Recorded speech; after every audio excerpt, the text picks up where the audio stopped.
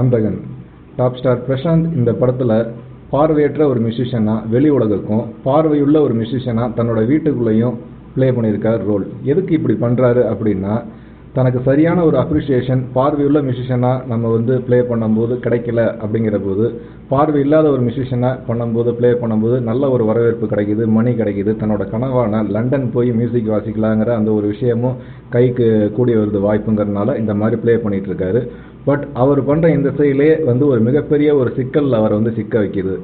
கார்த்திக் அவருடைய மர்டர் அது பாத்தீங்கன்னா பார்த்தும் பார்க்காத மாதிரி போற மாதிரியான ஒரு சந்தர்ப்பம் ஏற்படுது. இருந்தாலும் அந்த மர்டர் பண்ணவங்க கிட்ட இவர் சிக்கிக்கிறாரு ஒரு சந்தேக பிடியில. அந்த சந்தேக பிடியிலேருந்து இவர் மீண்டு வெளியில இவர் லண்டன் போய் தன்னோட கனவை அச்சீவ் பண்ணாரா இல்லையாங்கிறத படத்தோட மீதி கதை. படம் பார்க்க சூப்பரா இருக்கு. மறக்காம நம்ம சேனலை சப்ஸ்கிரைப் பண்ணுங்க, கமெண்ட் பண்ணுங்க பார்த்தவங்க. நன்றி, வணக்கம். உங்கள் நண்பன் ராக்ஸ்டார் சந்தோஷ். பாய்.